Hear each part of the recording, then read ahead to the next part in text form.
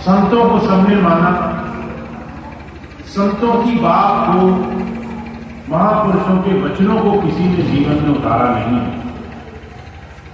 और इसीलिए आज ये बहुत जरूरी है, आवश्यक है, हम दोबारा से गुरु भक्ति की परिभाषा की अपने हृदय में जांच करें, समीक्षा करें, विचार करें। आखिर गुरु और शिष्य का संबंध किस आधार पर टिका है? राधा स्वामी शिवदयाल सिंह जी महाराज ने कहा है, गुरु और शिष्य बहुत सारे कारणों से एक दूसरे के साथ जुड़ते हैं, पर जिस कारण से गुरु आपको अपने साथ जोड़ने के लिए आता है वो भौतिक लौकिक वस्तुएं, संसार की चीजों के कारण नहीं होता है। वो आपको जन्म जन्मांतरों के दुख से छुड़ाना चाहता है। वो आपको इस संसार का एक वेद बताना चाहता है कि इस संसार में जड़ और चेतन में सुख सिर्फ चेतन के साथ जुड़ने में है। सुख सिर्फ उस परमात्मा की धारा के साथ लग जाने में है। और उस काम को जीते जी शरीर से इस जीवन को साधन मान करके ही हम कर सकते हैं। हमारा जीवन पर्यंत उस प्रभु धारा से जुड़ने के लिए एक बड़े सुंदर स्वरूप में हमें दिया गया है। और वो बात तभी संभव है जब हम अपने जीवन में वो तरीके सीख लें जिससे 24 घंटे इस संसार में जिए जाने वाले अपने जीवन, अपने आचरण में कुछ परिवर्तन, कुछ बदलाव की स्थिति दिखेगा। मुझे अच्छी तरह से याद है, महाराज जी ने कई बार इस तरह की बातों का जिक्र किया। जब भी उन्होंने अपने उपदेश कहे तो सबसे समीक्षा करने पर बड़ा जोर दिया। क्या आप पिछली बार भी आए थे सत्संग में? इस बार भी आए हो सत्संग में? इस बीच में एक अच्छा खासा समय बीत चुका है। किसी का महीना, किसी का 2 महीना, किसी का और ज्यादा। सवाल ये है, बदलाव कहां शुरू हुआ है? मन से, विचार से, आचरण में किसी एक बात का अनुसरण करने से, गुरु की किसी एक नई बात को जीवन में उतारने का संकल्प धारण कर लेने से, हर एक सत्संगी के जीवन में उसे समीक्षा करे बगैर, आकलन करे बगैर ऐसे संतों महापुरुषों के सानिध्य का पूरा लाभ जीवन में प्राप्त नहीं होगा। इसलिए हमारे लिए आज ये बहुत जरूरी विषय है, जब हम अपने महापुरुष के जन्म दिवस को मना रहे हैं, उनकी याद में बैठे हैं, हमारा ध्यान इस तरफ होना चाहिए कि उन्होंने क्या सिखाया संसार को, किस दिशा में ले जाने के लिए उन्होंने जीवन भर प्रयास किया। तो महाराज जी की एक छोटी सी बात मैं रखूंगा। महाराज जी ने हमेशा एक बात पर जोर दिया, do good, be good, be one. अच्छे काम करो। अगर आप संसार में जो भी कुछ कर रहे हो, वो कर्म किसी न किसी संसार के मन मत से प्रभावित है, तो उससे अच्छा है शुभ कर्म करना। एक ऐसा काम जिसमें किसी की सेवा हो, किसी की अच्छाई हो, किसी का उपकार हो, किसी का दुख कष्ट मिटता हो। और इस काम को सबसे पहले जब आप शुरू करोगे तब आपके मन में शरणागत भाव आएगा।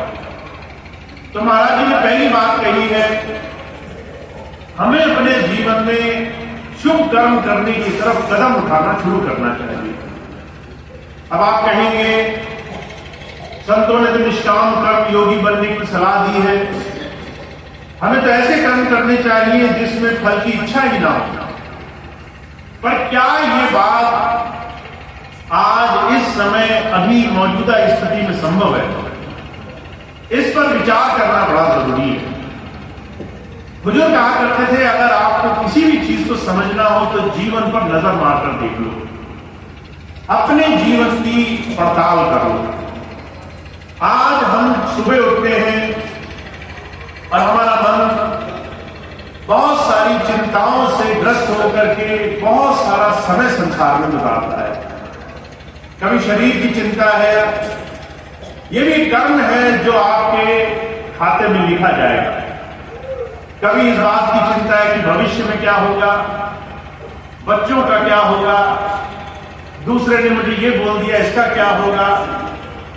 और अगर आप इसका हिसाब लगाओ तो पूरा दिन हम मन से, वचन से, वाणी से, अपने जीवन में कर्म से 24 घंटे संसार की उलझन में ऐसे ऐसे कर्म कर रहे हैं जिसका भोगे बगैर छुटकारा नहीं है। महाराज जी तो यहां तक कहा करते थे, आप कहीं खड़े हुए, दूसरा आदमी आपके पास आया, चुगली करने लगा, आपने सोचा मैं उसमें भागीदार नहीं हूं, मैंने कोई भागीदारी नहीं रखी, मैंने मुझसे एक शब्द नहीं बोला, पर आपने उसकी बात सुन ली, सुन करके उस बात को कहीं ना कहीं मन में धारण कर लिया। अब आप घर गए, 2 दिन 4 दिन बाद वही चीज दोबारा आपके मन में आ गई, आपके मन से वो बात फिर से आपको याद आई। तो महाराज जी कहा करते थे, ये सूक्ष्म कर्म भी जो आपने खुद नहीं किया, उसका भी आपके जीवन में कहीं न कहीं नुकसान कर्म भोग के रूप में उठाना पड़ेगा। तो हम 24 घंटे संसार में लेन देन के व्यापारी जगत में उलझे हुए हैं। हर एक कर्म इंद्रियों के मन के प्रभाव में कर रहे हैं, हर एक चीज संसार के संस्कार से हो रही है। ऐसे समय में जब हम 24 घंटे संसार में उलझ रहे हैं, महाराज जी कहा करते थे, एक नियम बनाओ, एक कर्म अपने हर रोज के दिनचर्या में ऐसा करो जिसमें स्वार्थ न छुपा हो, किसी की सेवा हो, उसमें शुभ कर्म हो। या तो किसी की बड़ाई करो, या तो घर में किसी का मान सम्मान करने के लिए एक बार प्रयास करो, या किसी गरीब जरूरतमंद को देखो, उसकी सेवा करो। अगर हमने अपने जीवन में अपने शरीर से शुभ कर्म करने की शुरुआत की तो ये वो पहली सीढ़ी है जिससे हम परमार्थ की तरफ बढ़ेंगे। बुजुर्ग कहा करते थे, बिना किए कुछ पाना संभव नहीं होता है। आप अपने जीवन से जो आनंद, सुख, ठहराव की बहुत बड़ी ऊंची परिकाष्ठा पाना चाहते हो, जो संतों से आप अपने जीवन को सुखमय बनाना चाहते हो, उसकी शुरुआत होगी जीवन में एक ऐसा कर्म करने की शुरुआत करने से जिसमें किसी की भलाई छुपी हो, किसी की अच्छाई छुपी हो। और महाराज जी कहा करते थे, इस चीज को करने के लिए आप कोई भी छोटे से छोटा कर्म अपने जीवन में हासिल कर सकते हो। कम से कम किसी की पीड़ा का कारण मत बनो, कम से कम किसी दुख का कारण मत बनो, कम से कम किसी को कष्ट मत दो। अगर आपने यहां से भी शुरुआत की, अगर आपने किसी को मन, वचन, अपने कर्म से किसी को दुख न पहुंचाने का ही संकल्प ले लिया, अगर आपने अपने जीवन में किसी के लिए थोड़ा सा सेवा का ही संकल्प ले लिया, तो जो कहा करते थे, बहुत बड़ा काम हमारे जीवन में होने लग जाता है। हम अपने जीवन में इस स्थूल जगत से, इस कर्म जगत से, लेन देन के इस बंधन से धीरे से बाहर आजाद होने के रास्ते पर चलने वाले बनते हैं। हमें एक बात याद रखनी चाहिए, जहां हम संसार के इस बाहरी जगत को सब कुछ मान रहे हैं, वही संत आता है हमें अंतर उस सूक्ष्म, उस प्रभु देश की तरफ धीरे से जीते जी बढ़ जाने की एक छोटी सी जीवन में साधक दृष्टि देने के लिए हम अंदर कैसे रसाई करने लगे, कैसे हम अंदर जुड़ाव करने लगे। मैं इसके लिए आपको एक छोटी सी घटना सुनाता हूं। अभी कुछ दिन पहले मुझे एक भाई मिले, कहने लगे, भैया जी अगर मैं सपने में गुरु के दर्शन कर लूं और अगर मैं ध्यान भजन में उसके दर्शन करो, तो ये दोनों एक चीजें होती है क्या? हमने अनुभव किया, जो हमें सपने में दिखाई दिया, जो हमें गुरु का स्वरूप दिखाई दिया, क्या वो भी उतना ही फल देगा जितना गुरु का भजन में दर्शन देना है? और मैंने वो बात कही जो संतों महापुरुषों ने आज तक हर एक जीवन को, हर एक इंसान सत्संगी को समझाने की कोशिश करी है। स्वप्न में दर्शन, स्वप्न में ख्याल, स्वप्न में अंदर स्वरूप पाना, ये कहीं न कहीं अभ्यास के दौरान नहीं हुआ। यह मन इंद्रियों से ग्रसित है, इसमें कहीं न कहीं भाव शामिल है। एक चीज जो मनोभाव से होकर आई है, दूसरी तरफ आप जब आंखें मूंद कर बैठे ध्यान में, तो दूसरी चीज वो जो आपको बहुत बहुत गुरु चरणों में शरणागत होने की बात कही है। दोनों चीजों में बड़ा भारी फर्क है। आप आंखें मूंद करके सपने में किसी भी दिन दर्शन कर सकते हो, पर अगर आप खोल करके ध्यान के समय चेतन स्वरूप में दर्शन करना चाहो, तो जो कहा करते थे आपको महीनों महीनों का अभ्यास भी कम पड़ेगा। आप महीनों महीनों साधना करने के बाद भी ध्यान में गुरु का दर्शन स्वेच्छा से नहीं पा सकते। आप काल्पनिक रूप तो बना सकते हो, पर आप चेतन स्वरूप नहीं बना सकते। इसलिए कृपाल सिंह जी महाराज कहा करते थे, emotions, feelings, influences, these all are subject to it. Seeing is above all, seeing is believing. अगर आपने मन से एक कल्पना करी, अगर मन में कोई भाव आया, उस भाव में आप बह गए, अगर आपने खूब पढ़ा लिखा और बुद्धि से एक परिणाम निकाल लिया, ये चीज ऐसी है, ये चीज वैसी है, पर उसको देखा नहीं, तो कृपाल सिंह जी महाराज कहा करते थे, चाहे मनोभाव हो, चाहे कल्पना हो, चाहे बुद्धि हो, चाहे पढ़ लिखने के बाद तर्क वितर्क हो, ये तमाम चीजें देखने, अनुभव करने से बहुत छोटी है। ये अंतर उस प्रभुधारा को पाने से बहुत तुच्छ है, बहुत साधारण है। इसकी कल्पना, इसकी तुलना कभी भी अनुभव से नहीं की गई। Seeing is above all. अगर आपने अंदर उसको नहीं देखा है, तो समझ लीजिए बाकी की ये सारी चीजें किसी न किसी भूल में ले जाएंगी। इसलिए जब संत आते हैं, वो कहते किसी भी दूसरी दृष्टि से किए हुए काम को गुरु भक्ति मत मानो। बाहरी तमाम आना जाना, लेना देना, इसको गुरु भक्ति मत मानो। बाहरी तमाम भौतिक कार्यों को गुरु भक्ति मत मानो। गुरु भक्ति शुरू होती है आचरण से। जब आप अपने जीवन में कुछ करने लग जाते हैं जो गुरु की दिशा में किया हुआ काम है, तो जो कृपाल सिंह महाराज कहा करते थे, अपने अभ्यास से भक्ति करो, अपने आचरण से भक्ति करो। और पहला निर्देश उन्होंने क्या दिया कि तुम्हें कुछ ऐसा कर्म करना शुरू करना है जिसमें अच्छाई है, दूसरों की पीड़ा के केंद्र न बनो, दूसरों के दुख का कारण न बनो। फिर क्या कहते हैं, be one, do good, be good. तुम्हें अपने अंदर में, अपने अंदर से अपनी अच्छाई का केंद्र बनना है। तुम्हारे हृदय में पाप पवित्रता होनी चाहिए, तुम्हारे अंदर निर्मलता होनी चाहिए। क्योंकि किसी भी सत्संगी, किसी भी अध्यात्म पथ पर चलते हुए बाहरी रूप से बड़े बड़े काम उस प्रभु को पसंद नहीं है। कवि साहब कहते हैं, कबीरा मन निर्मल भया जैसे गंगा में पीछे पीछे हल्की रे कहत कभी कभी। मन जिस दिन निर्मल हुआ, जिस दिन अंदर सफेदी आ गई, जिस दिन पवित्रता आ गई, मन में छल नहीं रहा, मन में द्वेष नहीं रहा, भेदभाव नहीं रहा, मन में तेरा मेरा ऊंच नीच इस तमाम संकट को छोड़ करके बस गुरु को अपना मान लिया, समर्पण हो गया, वहां पर झुक गया, वहां पर हर एक चीज के दायरे में गए। कबीर साहब कहते हैं ये वो बड़ी ऊंची अवस्था है जिसे हमें और आपको पाना है। हमें तमाम दुनिया के ऐसे क्लेश, दुनिया की छल कपट, दुनिया की तमाम बातों से अपने मन को सावधान करना है। इस मन की सफाई में हमें अपने जीवन को जीना शुरू करना है।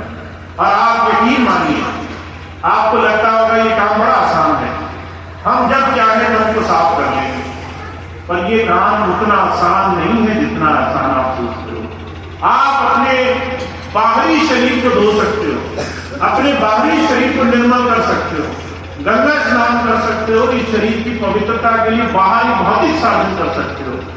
मन साफ करना आसान काम नहीं है। मन की निर्मलता के लिए आपको धीरे धीरे अपने विकारों पर अंकुश रखना पड़ेगा। अपने विकारों को धीरे धीरे चुन चुन करके जीवन से निकालना पड़ेगा। मुझे बड़े अच्छी तरह से याद है स्वामी जी के जीवन की घटना। स्वामी जी कई बार बात को कहा करते थे। एक बार स्वामी जी में सत्संग हुआ, एक चौधरी साहब आए, सत्संग में बैठे, स्वामी जी का सत्संग सुना, नाम लेने की इच्छा हो गई। स्वामी जी ने नाम लिया। स्वामी जी ने नाम लेने के बाद उन दिनों कहा करते थे, भाई सत्संग में आना और धीरे धीरे जीवन को शुद्ध रखना। जो भी तुम्हारे अंदर छोटी मोटी विकार हो उसको धीरे धीरे छोड़ते जाना। अब चौधरी साहब थे, मान बहुत था, कहने लगे ये काम तो मैंने पहले ही कर रखा है, गलत काम तो मैं करता ही नहीं। कोई मुझसे पूछे, आप समाज में किसी से पूछ लो, चौधरी साहब कहते हैं बहुत अच्छे हैं, कोई गलत काम नहीं करता। अब स्वामी जी कहने लगे, चौधरी साहब अगर ऐसा है तो अभी घर से जब यहां घर जाओ तो अगर मन में, अगर वाणी में, अगर कर्म में एक भी गलत ख्याल आए तो एक कंकड़ रख लेना झोले। चौधरी साहब कहने लगे, विकार की बात कही स्वामी जी ने, कंकड़ तो बहुत दूर की बात है, कुछ भी नहीं आता है। अब भगवान निकले, जब निकले तो यह जैसे किसी को देखे तो पहले ही एक गलत विचार मन में पहुंचने लगे। दूसरे को देख कर कभी बोले कि ये जो है बुरा है, ये जो है इस तरह का है, उस तरह का है, क्यों चित्रकारी करता है, सेवा ठीक नहीं करता, हजारों विचार मन में आते रहे। एक एक विचार का एक एक कंकड़ चौधरी साहब को रखना पड़ा। जब घर पहुंचे शाम को तो झोला भारी हो गया। जब यह झोला पलटा तो देखा ढेरों कंकड़ का ढेर लग गया। मन में उनके ये बात आई, गुरु किस विकार, किस छोटे सूक्ष्म छोटी छोटी ऐसी तमाम चीजों की बात कर रहा है। ये बात नहीं कर रहा कि तुम जाकर किसी को मारते हो, वही एक बुरा कर्म है। हमारे हृदय में, हमारे विचार में, हमारे अंदर अगर ऐसे विचार आए तो ये विचार गुरु कहा करते थे दो तरीके से हमारे जीवन में काम करेंगे। महाराज जी मिसाल बनाया करते थे। अकबर बादशाह था, एक दिन मन में विचार आया, मैं अपने प्रजा की, अपने लोगों की खुशामदी देखूंगा। तो बीरबल से कहने लगे, आज हम जो है शहर में चलेंगे, अब भेष बदलकर चलेंगे, देखेंगे हमारी प्रजा, हमारे लोग खुश भी हैं कि नहीं। बीरबल ने सावधान किया कि महाराज आपकी आदत नहीं है, आप लोगों से मिले नहीं हो, शहर में महल में रहते हो, सब कुछ अच्छा है, बाहर निकलोगे हो सकता है तकलीफ आए। अब जो है राजा था, अकबर कहने लगा नहीं मैं जरूर चलूंगा। दोनों ने भेष बदला। अब जब राज से बाहर निकलो आप तो जैसे सुख साधन महलों में होते हैं वैसे सड़कों पर नहीं होते। महलों में हर चीज साफ सुथरी, बाहर निकलो गंदगी है। महलों में सब बन ठन करके अच्छे साफ सुथरे आते थे, बाहर जो जैसा मन चाहे वैसा चला है। अब बादशाह बाहर निकला, कहीं दुर्गंध आए, कहीं कोई गंदा व्यक्ति दिखाई दे, कहीं कोई बदसूरत दिखाई दे, बड़े बड़े बड़े विचार मन में आते रहे। बीरबल से वो अपने विचार प्रकट करते रहे, कहने लगे कि बड़ा बदसूरत आदमी है, बड़ा जो है अनजान आदमी है, बड़ी गंदगी में भरा हुआ आदमी है, बड़े बड़े बड़े विचार आते रहे। बीरबल जब रात को वापस आए तो कहने लगे, महाराज आपने आज पूरे दिन लोगों को देखा, लोगों की कमियां देखी, लोगों के विचार देखे, मन में बुरे विचार है। पर मैं आपको एक बात कहता हूं, आप अगर किसी के लिए बुरा विचार लाओगे तो सामने वाला भी आपके लिए बुरा विचार लाएगा।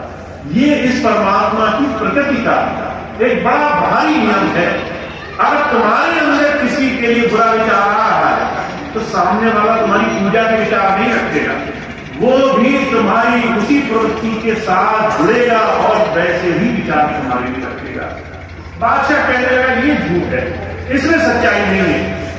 अगले दिन दोनों फिर बाहर निकले और इस बार जानबूझ करके एक आदमी के सामने गए। सामने एक आदमी बदसूरत सा दिखाई दिया। बादशाह ने मन ही मन सोचा कि इतना बदसूरत आदमी है, अगर मेरे सामने किसी दूसरे दिन पड़े तो मैं जो है इसको अच्छे से सबक सिखाऊंगा। जब ये बात कही तो बादशाह मन में विचार करके आगे बढ़ा। कहने लगा इसके परीक्षण करो। बीरबल ने उस आदमी को रोका जिसके बारे में बादशाह ने बुरे विचार रखे थे। उससे पूछा, तुमने ये मेरे साथ चलते हुए आदमी को देखा, क्या विचार आया? क्या लगा? मैंने इसको देखा कि ये जो है कौन ऐसा आदमी घमंडी सामने है। मन में विचार आया, अगर जो है थोड़ा सा मौका मिले तो इसे सबक सिखा दूंगा। अब ये बात सुनी, न शब्दों का आदान प्रदान हुआ, न किसी ने बोला न किसी ने सुना। मन ही मन दोनों ही एक दूसरे के लिए एक जैसे विचार रखकर बढ़ते रहे। बीरबल कहने लगा, हुजूर इस बात को आप समझे, परमात्मा ने जो प्रकृति बनाई है मनोभाव की बड़ी भारी शक्ति रखती है। अगर तुम किसी के बारे में बुरा सोचोगे तो वो बुरे विचार उसके हृदय में समाएंगे जरूर, सामने वाला भी तुम्हारे लिए बुरा ही सोचेगा। तो महाराज जी कहा करते थे, अगर तुम अपने जीवन में हमेशा दूसरों के लिए अपने अंदर कहीं न कहीं विकार दृष्टि रखते हो तो तुम्हारा मन निर्मल नहीं होता है। मन निर्मल हुए बगैर तुम्हारे जीवन में काम नहीं बनेगा। इसीलिए जब जब महापुरुष आए उन्होंने कहा कि अपने जीवन पर नजर रखा करो, पड़ताल रखा करो। महाराज जी के जीवन की घटना है, एक बार ऐसी सत्संग सभा में बैठे थे। महाराज जी के बारे में एक चीज बड़ी खास थी, वो सबको सामने परीक्षा की घड़ी में डाल दिया करते थे। आपके सामने आपके मुंह पे ही ऐसी बात बोलेंगे कि आप विवश हो जाओगे कि मैं अब इसमें क्या जवाब दूं, इसमें हाँ बोलूं कि ना बोलूं। महाराज जी ने सबको बोला, भाई तुम्हें एक सेवा देने की मेरी इच्छा है। जितने भी लोग यहाँ आए हैं मैं चाहता हूं मेरे कहे अनुसार एक सेवा करें। अब सबने कहा, महाराज जी हम सेवा करेंगे, आप जो बोलेंगे हम सेवा करेंगे। महाराज जी कहने लगे, मैं चाहता हूं आप सब सुधारक के रूप में सामने आए, वांटेड रिफॉर्मर। मैं चाहता हूं आप में से बहुत से लोग सामने आए और सुधारक बने। अब सुधारक का काम क्या होता है? दूसरे की गलतियां देखना और उसको टोकना, उसको बताना तुमने ये गलत कर दिया, वो गलत कर दिया। ये बात जब लोगों ने मन में विचारी तो सोचा ये तो बहुत अच्छा काम है। दूसरे के टोकने में तो आनंद ही आनंद है। दूसरे को ये बताना तुमने ये गलत किया, वो गलत किया, उसको डांट देना, आंखें दिखा देना, घूर देना, इसमें कितना रस है। क्या बढ़िया सेवा महाराज जी ने दी। जब वो विचार करके सारे लोग उठने लगे तो महाराज जी ने दूसरी लाइन कर दी, कहने लगे सुधारक तो चाहिए पर दूसरे का सुधार करें ऐसे सुधारक नहीं चाहिए, अपना सुधार करें ऐसे सुधारक चाहिए। Wanted reformer but not for others but for himself. हमें ऐसे लोग चाहिए जो पहले अपने मन को निर्मल करें, पहले अपने मन की पवित्रता लाने के लिए संकल्प करें। इसलिए कवि साहब कहा करते थे, बुरा जो देखन मैं चला बुरा न मिला कोई, जो दिल खोजा अपना मुझसे बुरा न कोई। अगर मैं संसार में किसी को बुरा मान चुका हूं तो कहीं न कहीं मेरे मन के अंदर ऐसे विचार उठेंगे, ऐसे भाव उठेंगे कि मैं अपनी लाख कोशिश करने के बाद न वाणी पवित्र रख पाऊंगा, न अपने कर्म पवित्र रख पाऊंगा। मन के विचार आपकी वाणी और आपके कर्म को प्रभावित करते हैं। आप चाहे लाख कोशिश करें, महाराज जी कहा करते थे, अगर आपके मन में एक बुरा विचार आ गया तो आप समझ लीजिए वो आपकी वाणी और आपके कर्म पर जरूर प्रभाव डालेगा। आपके जबान से भी वही भाषा निकलेगी और आप जाने अनजाने में उसी तरीके से कर्म करने लगोगे, उसी तरीके से उसी दिशा में बढ़ जाओगे। तो महाराज जी ने दूसरी बहुत जरूरी व्यवहारिक बात कही। अब इसमें अभी तक भजन की बात नहीं आई है, आपने गौर से देखा होगा। पहली बात महाराज जी ने कहा कि अच्छे कर्म किया करो, और इसमें भजन की बात नहीं कही, व्यवहारिकता आचरण को सुधार की बात कही है। दूसरी बात कह रहे हैं कि भाई हमें जो है अच्छा नेक पाक पवित्र जीवन जीना है, हमें अपने जीवन में सुधार लाना है, हमें अपने आचरण में सुधार लाना है। सुबह से लेकर शाम तक आप क्या सोच रहे हो, क्या बोलोगे, क्या करोगे, इसका आपकी साधना पर असर पड़ेगा, इसका आपके ध्यान पर असर पड़ेगा। मैं कई बार ऐसे लोगों को देखता हूं जो इस बात को मानते हैं कि अगर मैंने दूसरे के हाथ का परोसा खा दिया, अगर मैंने दूसरे की एक जो है जेब की कमाई, उसकी मेहनत की कमाई का भी कुछ ज्यादा अंश खा लिया तो उसका भी असर पड़ेगा मुझ पर। तो जो कहा करते थे, जब आपको दूसरे की कमाई से, दूसरों की मेहनत से, दूसरों के काम से असर पड़ सकता है आपकी साधना पे, तो आपका अपनी मनोवृत्ति, अपनी विचार शक्ति से नहीं पड़ सकता। इसलिए महाराज जी कहा करते थे पहले हमें शुभ कर्म और उसके साथ साथ अपने जीवन की पवित्रता, अपने जीवन के आचरण पर ध्यान देना आवश्यक है। क्योंकि ये दो चीजें अगर हमने नहीं संभाली, अगर हमने ये दो चीजें ठीक नहीं की, तो कहते हैं तुम उस पूर्ण परमेश्वर से जुड़ोगे कैसे, उस पूर्ण परमेश्वर के रास्ते पर चलोगे कैसे। वहां जाने के लिए तो तुम्हें एक होना पड़ेगा, वहां जाने के लिए तो तुम्हें मन से भी आजाद होना पड़ेगा, इस मन को भी समर्पित करना पड़ेगा। मन समर्पित तब होगा जब इसकी उठा पटा खत्म होगा। तो महाराज जी का जो संदेश है, हमारे स्वामी जी महाराज का जो संदेश है, वो जीते जी अपने जीवन को सार्थक करने के लिए, इस जीवन को संतों महापुरुषों के सानिध्य में बैठ करके इससे लाभ उठा लेते हैं। महाराज जी की कई बातें मुझे याद आती हैं। महाराज जी के जीवन की घटना आती है। एक बार महाराज जी के पास एक बहन गई और प्रेम भाव में आकर के उनके चरणों को हाथ लगाने लगी। तो महाराज जी बड़े नाराज हुए, कहने लगे नीचे क्या है, पैरों में क्या खोज रही हो, पैरों में ऐसे क्या मिलेगा तुम्हें जो तुम्हें मुझे, मेरी आपको या मेरी बात, मेरी वचन दृष्टि में नहीं मिल सकता है। महाराज जी ने उस दिन उसी विषय पर सत्संग दिया। कहने लगे लोग सोचते हैं पैर छूना, पूजा करना, तिलक चंदन थापे लगाना, कर्म कांड करना या फिर सामने सामने खूब आओ भगत सत्कार करना भक्ति है।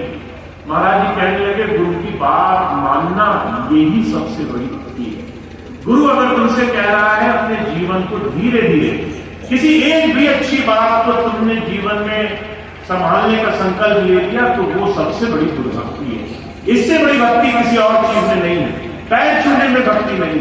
महाराज जी इसलिए कहा करते थे बेशक तुम मेरे पैर मत छुओ, बेशक तुम मेरे पास दोबारा कभी लौट कर मत आओ, बेशक तुम कोई कर्म कांड न करो, तुम्हारा कुछ नहीं बिगड़ेगा, एक लेश मात्र नुकसान नहीं होगा तुम्हारा।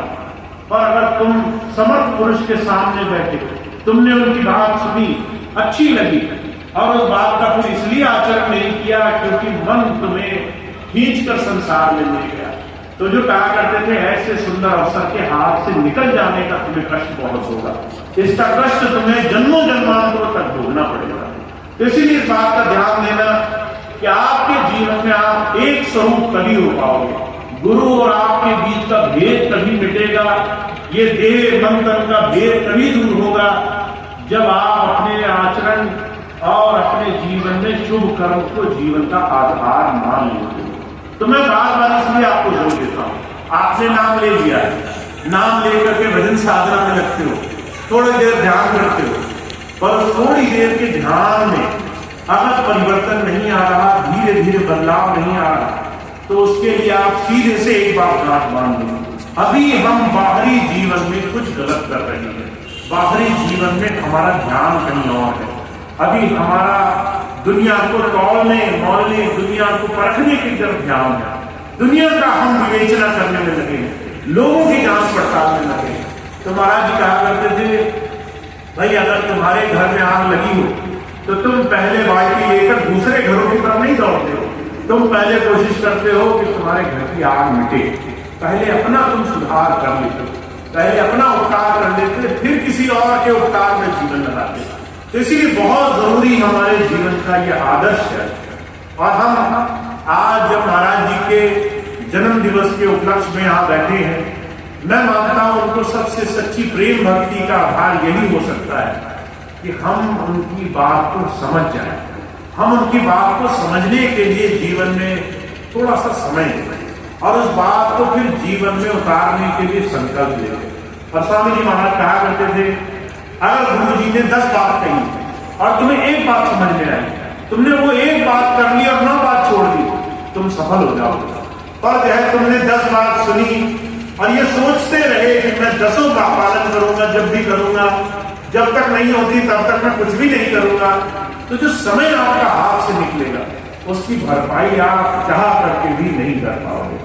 तो जो एक बात भी अच्छी लगी हो उसका पालन करना चाहिए, पूरी बात का पालन करना चाहिए, उसको आधी अधूरी बात का पालन मत करना, ताकि आपके जीवन में आपको गुरु की दया, उसकी सच्ची भक्ति का लाभ जितनी जल्दी हो सके उतनी जल्दी मिलने लग जाए। तो हम बहुत भाग्यशाली हैं, हम स्वामी जी के चरणों में बैठे, महाराज जी की याद, उनकी शिक्षाओं से हमारा जीवन बना। और हमें इस जीवन पर्यंत काल में अभी और आगे आने वाले समय में मौका मिला हुआ है कि हम अपने जीवन को कैसा बनाएंगे। मैं बस एक बात बार बार इस समय में कहता हूं, आपको जब इस बात की सही मायनों में समझ आ जाए, चेतना आ जाए कि हमारे पास जो समय है बहुत बेशकीमती है, तो आप इसमें संकल्प साथ लेना, व्रत ले लेना, एक मन में एक डांट बांध लेना कि मैं आज से इस बात को करूं और करके अपने जीवन को इसी दिशा को भक्ति मानूं। अगर आपने ऐसा एक संकल्प साध लिया तो आप सब कुछ करके ले जाओगे, और अगर आपने संकल्प नहीं साधा तो चीजें टलती रहेंगी। आज की बात कल पर टलेगी, कल की बात परसों पर टलेगी, और ये जो टालने वाली प्रवृत्ति है, ये जो चीजों को कल पर टालने वाला मनोविचार है, ये आपके समय को बर्बाद कर देगा। मुझे बड़ी अच्छी तरह से याद है, अभी जयपुर के एक भाई मिले मुझे, जब मैं 2 वर्ष पहले आया तो मैं कहा करता था भाई 5 मिनट शुरू करो, अपनी 24 घंटे में 5 मिनट दे दिया करो। तो उस वक्त लोगों को 5 मिनट बहुत भारी लगता था। एक भाई आए, कहने लगे भैया जी मैंने आपकी बात मानकर 5 मिनट ध्यान करने का मन बना लिया है। बस जब वो अगली बार मिले तो शिकायत करते हुए मिले, कहने लगे भैया जी मैंने पिछली बार वचन दिया था, मैं घर गया 5 मिनट बैठने का इरादा बनाया, और जब मैं बैठने लगा तो मुझे कोई परेशानी होने लगी। मैंने मन में सोचा आज का भजन कल कर लूंगा, टाल दिया मैंने, आज का काम आज नहीं किया मैंने, उसको कल पर टाल करके मैंने सोचा 10 मिनट भी ज्यादा नहीं होते। अब अगले दिन जब समय आया तो मन में फिर कोई विचार आने लगे कि वह आज 10 मिनट का कल पढ़ लेना, 15 मिनट तो बहुत ज्यादा नहीं होती। अगले दिन तीसरे दिन 15 मिनट हो गए, तीसरे दिन फिर कोई काम याद आ गया, 20 मिनट हो गए, 25 मिनट हो गए, 30 मिनट हो गए। कहने लगे भैया जी बढ़ते बढ़ते बढ़ते बढ़ते घंटों का ध्यान इकट्ठा हो गया। अब मन में घबराहट होती है, इतने घंटों का ध्यान पिछला मैं कैसे चुकाऊंगा। पर वही स्वामी जी की बात मैं आपको बताता हूँ। महाराज जी ने स्वामी जी के सामने खूब सारी संगत बैठी थी, उनको कहा भाई मैं प्रसाद देता हूँ, प्रसाद ले लो। तो जो है बहुत सारे भाई बहन बड़े प्रेम भाव में सामने आ गए, महाराज जी हमें प्रसाद दें, हमें प्रसाद दें। महाराज जी ने वहां शर्त रख दी कि ऐसा करना, जो प्रसाद का एक दाना खाए वो उसके बदले 1 घंटा भजन करे। अब वो फुल्लियों का प्रसाद था, वो छोटे छोटे दाने थे।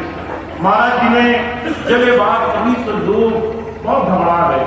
छोटी छोटी फुल्लियां अगर किसी ने 1 मुट्ठी दे दी तो सैकड़ों दाने आ जाएंगे, इतने घंटे भजन कैसे करेंगे। ये सोच सोच करके लोगों ने हाथ पीछे खींच लिए। स्वामी जी थे, स्वामी जी ने झोली फैला दी, महाराज जी ने ऐसे दोनों हाथों से भर करके फलियों का प्रसाद दिया। अब आप विचार करें, एक हाथ में बहुत ज्यादा आ जाती है, 2 हाथ भर के दिए महाराज जी ने और कहा 1 महीने में करके दिखाना है। और 1 महीने में महाराज जी की उस बात पर कम से कम 230 या कुछ ऐसी फलियां थी। स्वामी जी ने वो लिखा, और स्वामी जी डायरी बना करते थे। महीने के आखिर जब डायरी दिखाने गए स्वामी जी तो एकांत में महाराज जी मिले, और महाराज जी को जाकर के जब स्वामी जी ने डायरी दिखाई तो जो है महाराज जी बहुत खुश हुए। महाराज जी ने कहा कि मेरी इतनी संगत में एक ऐसा है जो मेरी बात का आचरण कर रहा है। तो मैं आपको सिर्फ ये बात बताना चाहता हूँ, गुरु की खुशी इस बात में नहीं है कि आप कितनी अच्छी मिठाई लेकर आएंगे, आप कितना उसके सामने उसके गीत गाएंगे। उसकी खुशी इस बात में है कि वो जो समझाने के लिए आया है वो आपको समझ में आ गया है, और आप भी उतने ही प्रेम भाव में उस दिशा में बढ़ रहे हैं। तो हम सबको बहुत सुंदर अवसर मिला है, जीवन हमारे सामने है, गुरु की शिक्षाएं हमारे सामने हैं। हमने बस कमर कस के गुरु की बात पर आचरण करने का संकल्प साध लिया है कि हम गुरु की बात को जीवन में आचरण में लाने के लिए भरसक प्रयास करें। तो महाराज जी के जन्म दिवस का पावन अवसर है। मैं आपसे एक ही बात कहता हूँ, अगर गुरु जी की बात अच्छी लगी, अगर स्वामी जी की बात अच्छी लगी, अगर महाराज जी की बात अच्छी लगी तो संकल्प साध लो। बिना संकल्प नहीं कर पाओगे। इसको एक व्रत से बांधो कि मैं 1 महीना करके देखूंगा, और 1 महीना जब आप गुरु की बात पर, एक बात पर आचरण करना शुरू करोगे तो चमत्कार होने लग जाएंगे। गुरु की दया से हम अंदर से जुड़ने लग जाएंगे, अंदर से गुरु धारा से हमारे जीवन में गुरु की कृपा हमें महसूस होने लग जाएगी। तो आप सभी स्वामी जी की दया से जुड़े, खूब खूब अंदर से मालो मान जीवन में प्रेम प्यार आए, निर्मलता आए, सेवा भावना आए, जीवन में छल कपट, तरह तरह की हजारों चीजें जो 24 घंटे चारों तरफ चल रही हैं, उसका लेश मात्र असर ना हो। लोग हमें कुछ भी बोले, मन इतना साफ हो, हम उनकी बात पर एक रत्ती मात्र भी विचार ना करें। हम इतना प्रेम में डूबे हों कि हम गुरु की बात पे सारी बातों को भूलते देर न लगे।